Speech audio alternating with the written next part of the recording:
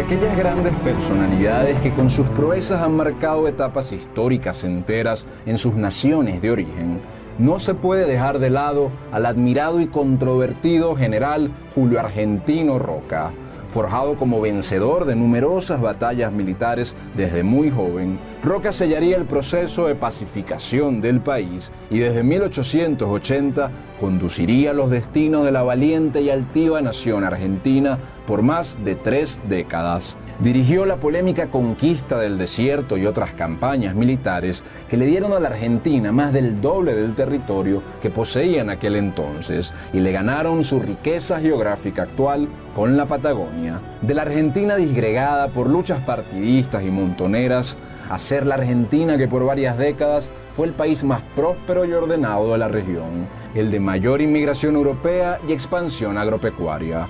La obra de Julio Argentino Roca ha marcado la conciencia argentina hasta el día de hoy, también despertando críticas de quienes lo han descrito como un cruento colonizador de los grupos aborígenes o de los que lo han señalado como un oligarca que concentró el poder y que habría entregado la economía argentina a los latifundios y a los intereses británicos. Como siempre, la historia es más interesante y variopinta de lo que parece, y hoy vamos a conocer la fascinante vida de uno de los padres de la Argentina moderna. Les habla Reinaldo Carrillo, esto es La Nueva Enciclopedia y les recuerdo que nos pueden dar un gran apoyo para poder seguir haciendo este trabajo simplemente dejando sus comentarios, dándole me gusta a este video y compartiendo el material con todos sus conocidos. Abajo también pueden conseguir un enlace del Patreon donde cualquier colaboración es más que bienvenida. Sin más nada que agregar, empecemos. Alejo Julio Argentino Roca nace en la ciudad de San Miguel de Tucumán el 17 de julio de 1843, en el seno de una familia de importante usanza política. Descendiente de ilustres de la nobleza del antiguo reino de Valencia de la Corona de Aragón, era hijo del reconocido héroe de la independencia y de la campaña de Brasil, don José II Roca, que también tuvo un papel fundamental en el marco de las guerras civiles argentinas tras la independencia. Su madre, Agustina Paz, era una tucumana hija del doctor Juan Bautista Paz y Figueroa, que era el presidente del Cabildo tucumano, que se declaró autónomo durante los hechos de la Revolución de Mayo de 1810, en la que los grupos criollos dirigentes del Virreinato del Río de la Plata daban inicio al proceso de independencia de la corona española. No se puede apreciar la vida de Julio Roca sin apreciar la historia argentina que vino antes de su nacimiento. Desde la Revolución Independentista de mayo de 1810 empieza la disolución del Virreinato del Río de la Plata para transformarse en las llamadas Provincias Unidas del Río de la Plata, la primera manifestación de la nación argentina como Estado independiente. Sin embargo, tras consolidarse la separación del Reino de España, inicia en Argentina una nueva era de profundos cambios, de disgregación y de constantes disputas entre caudillos y partidos. Las Provincias Unidas no lograban darse un gobierno único con una constitución común y desde 1818 inicia el largo periodo que se ha llamado como las Guerras Civiles Argentinas. A grandes rasgos y con sus respectivos matices, tras la independencia surgen dos visiones enfrentadas en la Argentina, los unitarios y los federales. Los unitarios, más metropolitanos y liberales, buscaban un gobierno nacional centralizado en Buenos Aires, al que estarían subordinadas el resto de las provincias. Por su lado, los federales, que eran más rurales y tradicionales, buscaban una autonomía amplia para las provincias que estarían integradas en una confederación, pero cada una tendría su propio gobierno y constitución. Este conflicto inicial llevó a una guerra civil abierta entre unitarios y federalistas desde 1828 a 1831, en la que los federalistas vencen consolidando su poder con la conformación de la Confederación Argentina, que estaba bajo el liderazgo del benemérito general don Juan Manuel de Rosas. Juan Manuel de Rosas logra pacificar y unificar de facto el Estado argentino bajo esta confederación, pero tras 20 años de esta nueva estabilidad nacional y en medio de pugnas internas entre los federalistas, Rosas sería derrocado en 1852 por el federal José de Urquiza, quien tomaría las riendas de la Confederación. Derrocado Rosas en 1852, empieza así el llamado proceso de organización nacional, que duraría hasta la llegada de Roca al poder, como veremos más adelante. Volviendo a 1853, bajo el general Urquiza, se aprueba una nueva constitución que lleva a la secesión de la provincia de Buenos Aires de la Confederación Argentina. Se establece el Estado Independiente de Buenos Aires ese mismo año, 1853, y esto da inicio a una nueva era de conflictividad y de guerras entre unitarios, federales y diversas corrientes del país, sin que Argentina terminase de consolidarse como un solo Estado. Volviendo al protagonista de nuestra historia, es en este contexto que, como dijimos, en 1843 nacería Julio Argentino Roca, en la provincia de Tucumán, como ciudadano de la Confederación Argentina, siendo el quinto de 8 hijos de un respetado militar del bando federal. Su infancia también se marcaría por el temprano fallecimiento de su querida madre cuando él tenía apenas 12 años de edad. El joven Julio heredaría de su madre Agustina la finura de su rostro y los ojos garzos de su padre. Tenía un semblante de ironía y perspicacia, hecho que se vería reflejado cuando al ingresar a los 5 años a la escuela se ganaría el apodo de Zorrito por su agilidad y astucia para los juegos y las travesuras, un sello de rapaz inteligencia que lo distinguirá en su vida adulta, cuando como presidente de la nación ganara el apodo ya no de Zorrito, sino del Zorro, por su astuta capacidad para las alianzas y los juegos de poder. Volviendo a 1857, el joven Zorrito ingresa en el llamado Colegio del Uruguay, ubicado en la Argentina, donde hace estudios con calurosa aprobación de su profesor militar. Al cumplir los 15 años, Julio ingresa en el Regimiento I de Artillería del Ejército de la Confederación, con grado de alférez, para luego ser ascendido a teniente segundo en 1859. Para octubre de ese mismo año, durante el desarrollo de una nueva guerra entre la Confederación Argentina y la provincia de Buenos Aires, Julio se ofrece como voluntario para la guerra, a pesar de la oposición del rector del colegio debido a la juventud de Julio. Es así que un joven Roca recibiría su bautismo de fuego en la batalla de Cepeda, donde destacaría el joven por su valentía al permanecer firme disparando al enemigo sin retroceder durante todo el combate. Fue justamente esta batalla en 1859 la que le dio la victoria a los federales para que ahora Buenos Aires se reinsertara a la Confederación, y al año siguiente se adopta oficialmente por primera vez el nombre de República de Argentina. Tras la guerra, el joven Roca reingresa en el Colegio de Uruguay, pero par de años después, en 1861, se suscita una nueva guerra entre la Confederación y los unitarios de la provincia de Buenos Aires. De manera brillante y temeraria, el joven Roca, junto a su padre, el coronel Segundo Roca, asisten a esta batalla, pero a pesar de los esfuerzos, el ejército de la Confederación se ve obligado a retirarse. Entre la caótica dispersión, el coronel Segundo Roca buscaba desesperadamente a su hijo, hasta que lo logra divisar a lo lejos al pie del único cañón que todavía disparaba hacia el enemigo. El oficial que la manda debe ser mi hijo, expresó orgullosamente su padre. Como resultado de esta batalla en 1861, se reunifica finalmente de una vez por todas la nación argentina, pero esta vez bajo la dirección del Estado de Buenos Aires, quedando consagrada así la República Argentina. Tras los acontecimientos, el joven Roca se dirige a la ciudad de Buenos Aires, donde residía la mayor parte de su familia. Tiempo después, el teniente Roca se dirige otra vez a la llanura para participar en la ejecución de un plan de sometimiento a las montoneras rebeldes del Chaco que desconocían al gobierno central.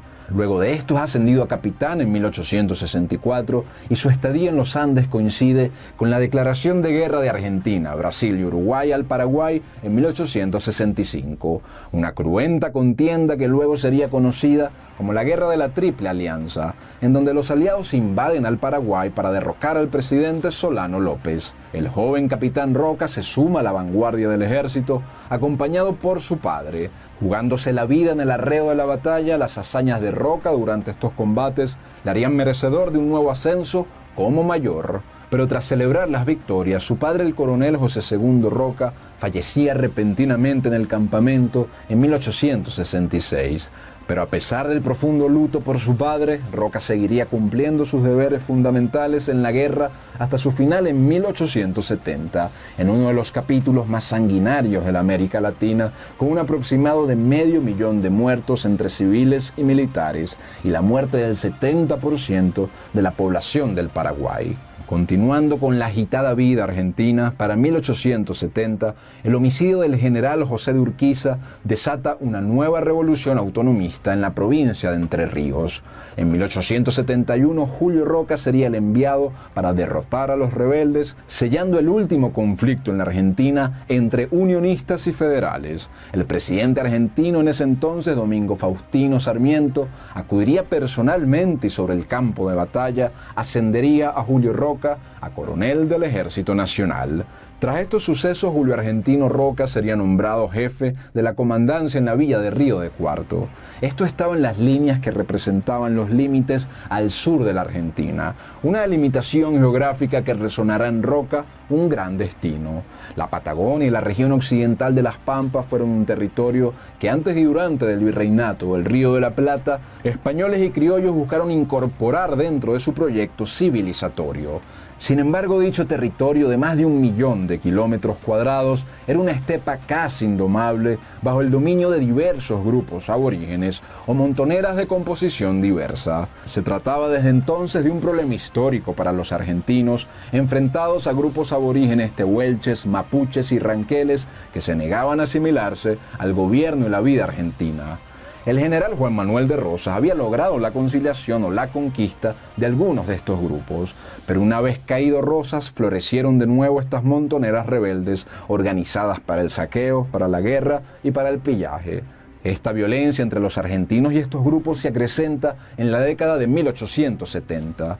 Julio Roca, ante esta situación, en compaginación con el ministro de Guerra y Marina, Adolfo Alsina, y con otros celebrados hombres públicos de la política argentina, plantea finalmente conquistar los dominios pampeanos en manos de los pueblos indígenas. El 24 de mayo de 1872, Julio parte de Río Cuarto para dar inicio a la expedición precursora de la célebre Campaña del Desierto. Los expedicionarios de Roca recorrieron el itinerario trazado en 12 días e integraron el territorio del Poitahue a la República de Argentina sin oposición de los indígenas de la zona.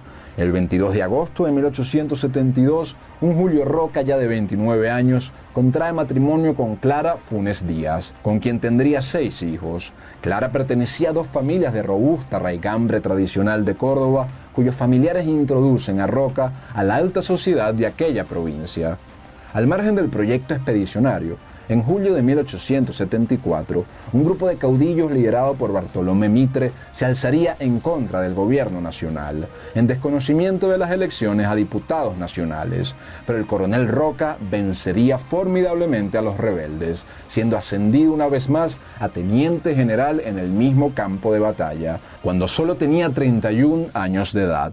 Fue así como Roca se convierte en el oficial más joven en alcanzar el mayor grado en el escalafón militar en la historia de la Argentina. Derrotada la insurrección de Mitre, el ministro de Guerra y Marina, Adolfo Alsina, discute con Roca la posibilidad de realizar una nueva campaña para conquistar los territorios pampeanos del sur. Pero en diciembre de 1877, Adolfo Alsina fallece repentinamente, por lo que meses después, Julio Roca recibe un telegrama del presidente de la Nación donde lo nombraba como nuevo ministro de Guerra y Marina de la República de Argentina, con lo que Roca empieza a modificar el plan original de conquista de las Pampas para finalmente dar paso a lo que sería la conquista del desierto.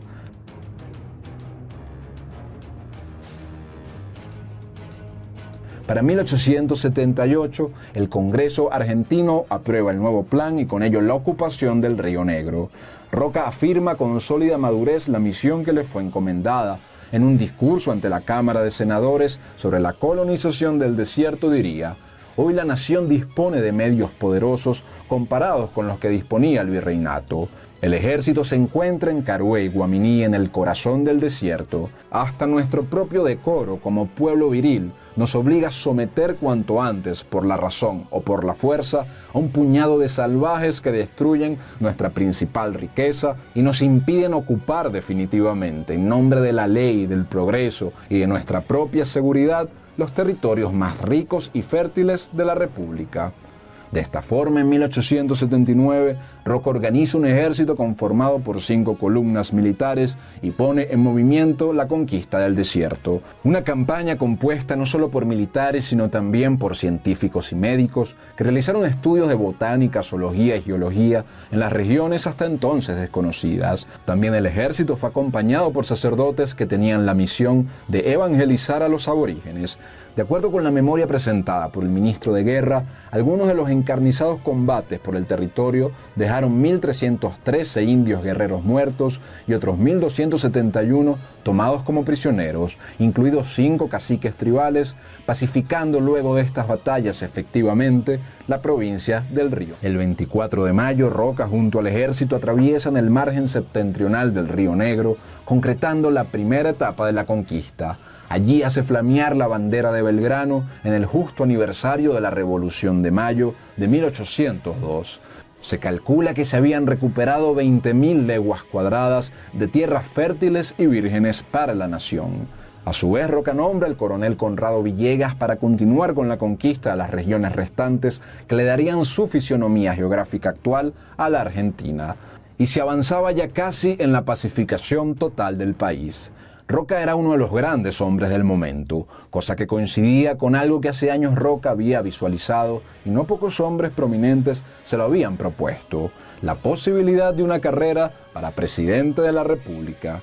A su vez, en 1874 se había creado el Partido Autonomista Nacional, que fue un partido llamado liberal conservador, además de laicista y de corrientes de pensamiento asociadas al positivismo de la época, en el que Roca se haría su líder. Así que en 1880, en su regreso a Buenos Aires, Julio Roca se postula como candidato a la elección presidencial organizada por el Congreso. Un movimiento medido por Roca donde las provincias del interior y las masas populares de la capital porteña se habían adherido a su figura, mientras que en su competencia estaban figuras tradicionales apoyadas por los partidos políticos históricos. Así que el 12 de octubre, con una aplastante mayoría de 150 votos, Julio Argentino Roca sería declarado vencedor de la contienda electoral, convirtiéndose en el nuevo presidente de la República Argentina. Aunque estos resultados no pasarían pacíficamente, pues frente a ellos surgió como respuesta una rebelión liderada por el candidato opositor Carlos Tejedor, desconociendo los resultados y a la impronta de estipular a Buenos Aires como capital oficial de la nación. Tras un sangriento conflicto, la insurrección culmina con la victoria del Ejército Nacional y con la derrota de los insurrectos, hecho de trascendencia puesto que sería la última contienda militar luego de un tumultuoso periodo de guerras intestinas que diezmaron a la nación durante 66 años de historia republicana. La paz había costado muchas décadas de sangre y sudor, y Roca fue el hombre que finalmente logró sellarla. De esta forma, Julio Roca asume su cargo como presidente de la nación argentina.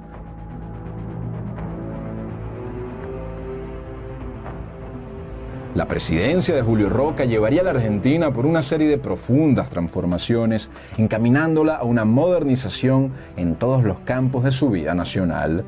En primer término, Roca prohíbe la organización de fuerzas militares irregulares con el fin de evitar que las provincias pudiesen insurreccionarse nuevamente como estados independientes con sus propias formaciones políticas y sus milicias autónomas. En este proceso de centralización política y del poder armado, Roca declara a Buenos Aires oficialmente como la capital de la República el 6 de diciembre de 1880. También en 1881 se crea el Consejo Nacional de Educación, cuyo primer presidente fue Domingo Faustino Sarmiento, que impulsó la fundación de bibliotecas y el robustecimiento del sistema educativo público en toda la nación. En marzo de ese mismo año, Julio Roca comienza la campaña de los Andes, una expedición que buscaba concretar lo iniciado con la conquista del desierto y pacificar así las tribus de la cordillera. Tras algunas batallas contra las tribus patagónicas, fue culminada la expedición en 1884 con la integración del Neuquén a la República, abriéndose las puertas para la fundación de nuevos poblados desde La Pampa hasta el extremo sur de la Tierra del Fuego. Durante la primera presidencia de Roca, la Argentina se incorpora definitivamente al mercado mundial, siendo su motor económico las exportaciones de productos primarios, tales como cereales, lino, carne y animales en pie.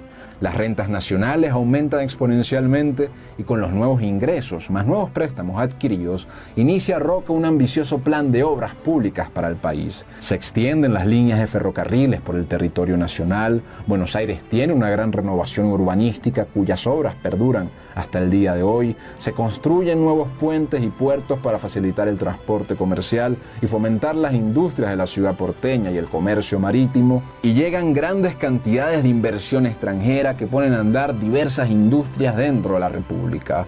Algunos han denunciado que este proceso tuvo el costo de entregar gran parte de la economía del país a manos británicas y europeas, mientras que otros han señalado que estos grupos europeos eran los únicos con la capacidad técnica para, junto a los argentinos, elevar a la nación económicamente, como vino en efecto a ocurrir en las próximas décadas, convirtiéndose Argentina en la nación más próspera de la región. Al mismo tiempo, los defensores de Roca han señalado que durante su presidencia hubo diferentes hechos que mostraron una actitud más bien nacionalista frente a los imperios europeos. Volviendo a su gobierno, otro de los mayores logros de su gestión fue la fundación de la ciudad de La Plata, que hacía realidad el lema propuesto por el insigne economista Juan Bautista Alberdi, que rezaba que gobernar es poblar. El presidente Roca conocía la importancia del poblamiento de las tierras argentinas, de manera que se levantan varios proyectos que fomentarían intensamente en los siguientes años la llegada de corrientes migratorias de trabajadores y de familias desde Europa a una Argentina pujante que había alcanzado la paz. En 2 siglos de historia, Argentina fue el segundo país del mundo que más inmigrantes europeos recibió. Más de la mitad de ellos eran italianos y una parte considerable eran españoles. La absorción de inmigrantes llegó a tal nivel que en varias provincias del interior, incluida la capital, superaron en población a los criollos nativos. Durante este proceso, las hectáreas de cultivo y los rebaños de ganado de la Argentina se duplican y la extensión de líneas ferroviarias sobrepasaron los 6.000 kilómetros. La Argentina se convertía en el primer país granero del mundo. A medida que avanzaba la administración de Roca, se harían presentes grandes problemas. Sin embargo, los lograría sortear con gran astucia política. Conflictos con la Iglesia Católica, una escalada de tensiones con la República de Chile, la dependencia casi total del modelo agroexportador que provocaría una serie de problemas financieros en las décadas posteriores y hasta un primer intento de magnicidio por parte de un civil que le arrojó una roca al presidente en la cabeza.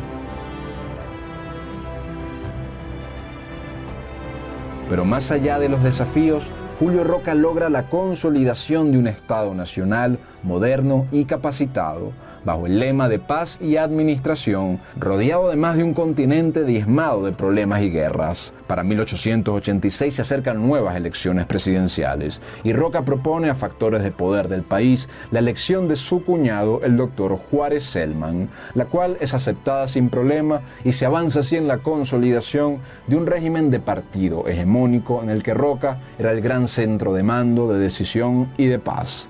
Para julio del mismo año 86, en el final de la presidencia de Roca, luego de un periodo de vigorosas reformas y de crecimiento, la nación entraba en una etapa de crisis financiera y de inestabilidad, debido a grandes gastos en obras públicas, el abuso del endeudamiento y del crédito bancario. Estos serían los motivos que impulsarían a la revolución del Parque en contra del presidente Celman. La insurrección sería aplastada por el ejército, pero mostraría las grietas del sistema roquista. Por recomendación de Roca, Juárez Celman renuncia a la presidencia y es nombrado como jefe de Estado el que era entonces vicepresidente Carlos Pellegrini.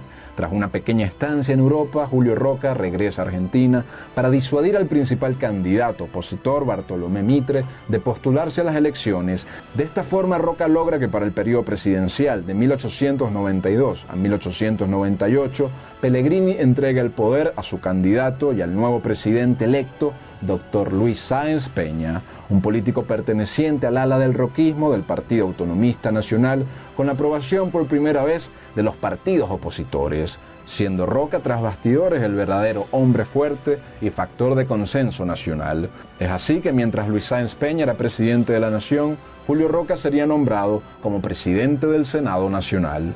A pesar de tener la aprobación de ciertos sectores de la oposición en este nuevo cambio de presidente, Se generarían diversas convulsiones políticas, sin embargo estas serían aplastadas rápidamente por Julio Roca, garantizando el orden de la República. Pero a 3 años de su mandato, el 23 de enero de 1895, el entonces presidente Sáenz Peña renuncia repentinamente a la presidencia, entregando el mando al vicepresidente Dr. José Uriburu, quien poco después, debido a una enfermedad, debió retirarse del cargo y por lo tanto Julio Roca, presidente del Senado, asumía como presidente interino de la Argentina. Como presidente interino, Roca luego decide postularse a la elección presidencial en 1898, venciendo con una mayoría aplastante, pues prácticamente no existía oposición organizada. El 12 de octubre del mismo año, el caudillo argentino volvía a la Casa Rosada, hallando en el país nuevos y viejos problemas.